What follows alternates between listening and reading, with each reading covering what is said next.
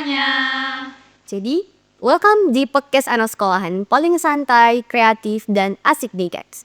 Jadi, kami dari SMA Swasta Santa Maria Kabanjahe dari kelas 10-8 kelompok 4 bakal bikin pembahasan yang menarik nih buat kita anak-anak SMA zaman sekarang yang punya manfaat untuk kedepannya di masa yang akan mendatang. Jadi, apa sih yang bakal kita bahas hari ini? Oke, jadi yang bakal kita bahas hari ini adalah Eco Engine. Jadi teman-teman, Eco Engine ini adalah hal yang sangat-sangat menarik untuk kita pelajari supaya nanti di kedepannya kita bisa memanfaatkan hal ini supaya kita nggak ketergantungan sama bahan-bahan kimia guys. Jadi apa sih itu Eco Engine? Nah, kenalkan aku Hana Mayus Berusenggiring sebagai host pengacara hari ini dan ada narasumber kita yang akan memberikan kita pernyataan-pernyataan yang menarik guys. Saya Bina Tarigan sebagai narasumber 1. Saya Aloina Semiring sebagai narasumber 2. Dan yang terakhir, saya Glory Anastasia Bunis Tepu sebagai narasumber ketiga. Oke guys, melihat narasumber kita ini aja kita udah masih tertarik gak sih untuk membuat Eco Engine ini? Jadi tanpa berlama-lama kita mau mendengarkan apa sih itu Eco Engine? Jadi Kak, Eco Engine itu adalah cairan yang dihasilkan dari fermentasi sampah organik atau sampah-sampah yang diambil dari kulit buah-buahan dan sisa-sisa sayuran yang dapat dimanfaatkan sebagai pupuk-pupuk untuk tanaman sebagai petani. Oke, jadi kan guys, kita bisa simpulkan bahwa Eco Engine itu adalah proses daur ulang bahan-bahan organik yang kita buat guys. Misalnya nih, aku punya buah apel, nah aku nggak tahu manfaatnya jadi apa, nah aku punya lahan pertanian supaya untuk mengurangi ketergantungan aku sama produk kimia, aku bisa menggunakan Eco Engine ini guys. Nah, selanjutnya apa aja sih dampak-dampak positif dari Eco Engine ini? Karena kan kita sudah tahu nih apa itu Eco Engine. Nah, jadi teman-teman dan Kak, ternyata banyak kali loh manfaat dari Eco Engine ini. Terutama dari yang dibilang Olik tadi untuk pupuk organik dari tanaman. Dan yang dibilang kakak tadi biar mengurangi ketergantungan terhadap pupuk kimia. Nah, selain untuk pupuk organik ini kan Kak, ternyata Eco Engine ini juga bisa menciptakan sebuah produk kan Kak. Jadi contoh produknya seperti sabun, cairan untuk mengepel rumah dan juga ternyata bisa untuk mengusir nyamuk karena ada aroma khas dari si Eco Engine ini yang bikin nyamuk itu nggak nyaman jadi dia pergi Kak. Oh gitu ya kak. Sebenarnya guys, aku sebagai host ini, aku kirain Eco Engine itu gunanya hanya untuk membuat tanah subur di lahan pertanian guys. Jadi dari narasumber kita ini, kita bisa tahu nih fakta-fakta menarik dari ataupun pengaruh dari Eco Engine ini guys, namanya seperti sabun seperti yang dibilang oleh Kak Alowina tadi guys. Nah, dari Kak Alowina, emangnya cuma untuk sabun dan pengepel gitu ya Pak? Soalnya mungkin dari negara-negara lain gitu ada yang pernah coba nggak sih Eco Engine ini selain untuk pertanian dan sabun? Nah, seperti pernyataan yang telah dibuat Kakak Hane ini kan, teman-teman. Jadi ternyata sudah ada beberapa negara yang menggunakan Eco Engine sebagai sebuah produk yang saya ambil contohnya seperti negara Cina yang membuat produk menjadi produk kosmetik yaitu untuk masker.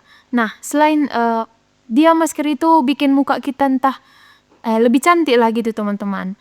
Itu karena bahan-bahan dari si Eco Engine ini teman-teman. Nah, ternyata kan Kak, selain untuk produk kecantikan, ada juga nih kisah yang saya dapat dari Indonesia bahwa ada seorang ibu-ibu, dia itu ceritanya sakit lengannya. Terus setelah dia cari-carilah obat di sekitarnya, ada seseorang yang memberi dia Eco Engine.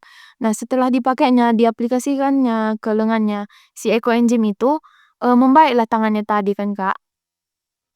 Setelah mendapatkan guna yang sangat besar dari Eco Engine itu, adalah inovasinya untuk membuat produk-produk dari Eco Engine. Nah, contohnya seperti sabun, lotion, pewangi rumah, dan lain-lain. Oke, jadi ternyata manfaat dari Eco Engine ini juga bisa kita manfaatkan jadi produk kecantikan guys. Mungkin yang pakai Eco Engine di sini itu jadi glowing ya kak bukanya. Yap, Betul. Jadi guys, selanjutnya aku mau nanya nih ke narasumber kita. Tadi kan udah dijelasin nih sama narasumber kita kalau Eco Engine itu bisa buat produk-produk kecantikan, ngepel ataupun yang lainnya. Nah, bisa nggak sih kak ekoenzim ini kita konsumsi, karena kan tadi udah dibikin jadi produk kecantikan yang dimana itu bersentuhan dengan kulit kita gitu. Bersih. Nah, ternyata teman-teman dan juga Kak, si ekoenzim ini walaupun bisa kita gunakan dan bersentuhan kepada kulit dan tubuh kita, ternyata ekoenzim ini nggak bisa kita konsumsi teman-teman karena dia mengandung alkohol dan karena dia itu telah melewati proses fermentasi dari sampah organik. Jadi itu berbahaya untuk tubuh kita ya teman-teman. Oke, jadi ekoenzim ini nggak buat dikonsumsi ya teman-teman. Oke Kak, jadi kan pertama nih kita tinggal di kota Kabanjahe, Kabupaten Karo, yang dimana tempat kita ini mungkin itu sebagian besar aktivitas penduduknya itu menjadi petani Kak. Aku mau nanya nih Kak, kenapa sih aku lihat nih ya di lahan-lahan pertanian sekitarku, kok banyak petani ini belum membuat ekoenzim ataupun menggunakan ekoenzim, padahal kan tadi udah dijelaskan sama Kak Owi kalau pembuatan ekoenzim itu bisa dari limbah sayur-sayuran, dari limbah buah-buahan. Nah, kenapa sih nggak banyak yang memanfaatkan hal tersebut? Mungkin kan biayanya juga lebih efisien gitu menurutku. Nah, jadi kan Kak, ternyata ekoenzim ini lumayan susah dia proses pembuatannya dan mungkin kalau udah berjalan pun selama 3 bulan, mungkin si cairan ini bisa gagal Kak. Seperti yang dikatakan oleh Pak Cipta tadi siang, ada angkatan tahun lalu dibuatnya ekoenzim ini untuk tanaman cabai. Nah, setelah dituangkannya ekoenzim yang telah melewati proses 3 bulan itu kan Kak, ada yang bahkan tanaman cabainya itu layu karena mungkin si ekoenzim ini gagal pembuatannya Kak. Jadi mungkin dari pernyataan tersebut makanya kebanyakan di petani di Tanah Karo ini kurang mau menggunakan ekoenzim sebagai pupuk organik Kak. Oke Kak. Karena mungkin banyak ya petani kita yang tidak mau mencoba ataupun belum mencoba untuk membuat ekoenzim ini. Mungkin kekurangan info atau malas mencari sumber. Jadi aku mau tanya juga nih ke narasumber kita, gimana sih cara pembuatan ekoenzim ini yang mungkin bisa dibilang efektif dan pemprosesannya itu bisa dibilang itu simple Kak? Nah, jadi Kak, untuk pembuatan ekoenzim sendiri itu sebenarnya nggak sulit-sulit banget loh teman-teman. Asalkan kita mengikuti aturannya dengan tepat. Nah, adapun langkah-langkah yang harus kita patuhi ketika membuat ekoenzim itu sendiri seperti pertama-tama udah pasti dong kita harus menyiapkan alat dan bahannya. Oke. Apa aja sih Kak alat dan bahannya? Mungkin tadi udah dibilangnya sama Kak Olive kalau kita itu perlu limbah sayuran, limbah buah-buahan. Tapi emang cuma perlu limbah buah-buahan dan limbah-limbah sayuran itu ya Kak? Nah, enggak dong. Adapun beberapa bahan ataupun alat yang kita perlukan itu seperti yang pertama itu air, kedua itu gula, ketiga itu limbah sayur-sayuran ataupun buah-buahan. Nah, yang keempat itu wadah dan yang kelima itu pengaduknya Kak. Oke Kak, jadi mungkin komponen utamanya itu tadi udah ada limbah sayuran sama buah-buahan dan ada gula Kak. Untuk gulanya ini ada spesifikasinya nggak Kak? Kayak gula merah atau gula pasir gitu Kak? Nah, sebenarnya untuk gulanya itu boleh digunain di kedua jenis gula, yaitu gula pasir dan gula merah. Namun, agar hasilnya lebih maksimal, biasa digunain itu gula merah Kak. Oke Pak, tadi kan udah dijelasin nih sama Kak Glory tentang alat dan bahan yang kita gunakan untuk membuat ekoenzim nih teman-teman. Dan gimana sih proses pembuatan ekoenzim ini yang mungkin bisa berhasil dibuat oleh anak-anak kayak kita ini guys? Nah, yang pertama itu kita harus menyediakan wadah bersih terlebih dahulu. Nah, yang kedua itu kita harus menyiapkan limbah-limbah sayuran maupun buahan tadi yang telah kita sediakan. Nah, limbah itu kita potong menjadi kecil-kecil. Namun jangan terlalu halus ya. Nah, setelah limbah itu kita potong, kita cuci sampai bersih. Nah, yang ketiga itu, kan tadi kan kita udah punya alat dan bahan seperti air nih, lalu gula, lalu limbah. Nah, ketiga bahan itu kita campurkan menjadi satu.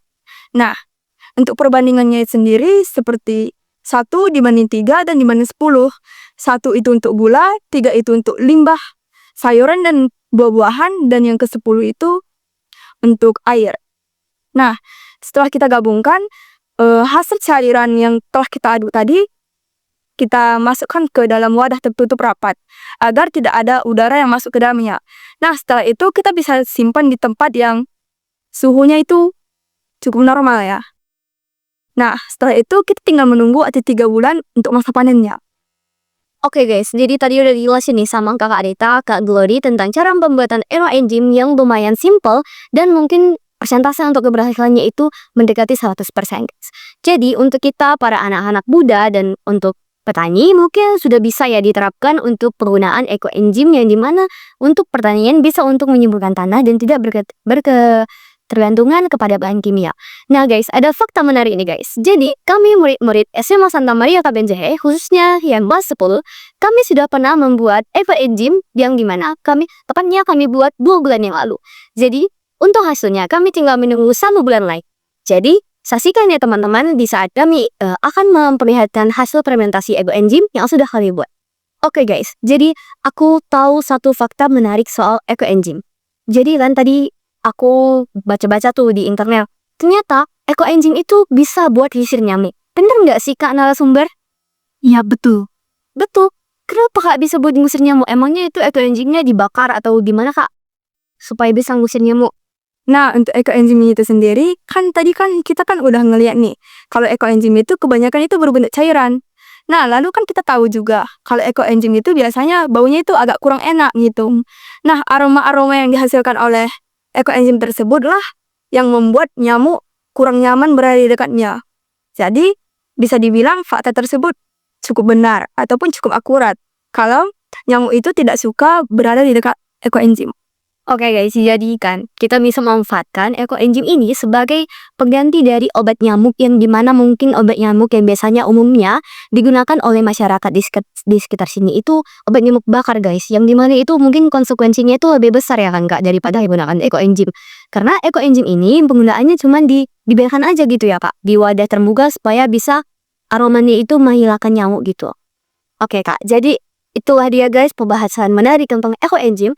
Kami dari kelompok 4 berharap kepada teman-teman semua dan penonton-penonton yang menonton video kami agar bisa menerapkan ekoenzim di kehidupan kita, karena dimana di zaman sekarang ini banyak sekali yang ketergantungan dengan bahan-bahan kimia guys.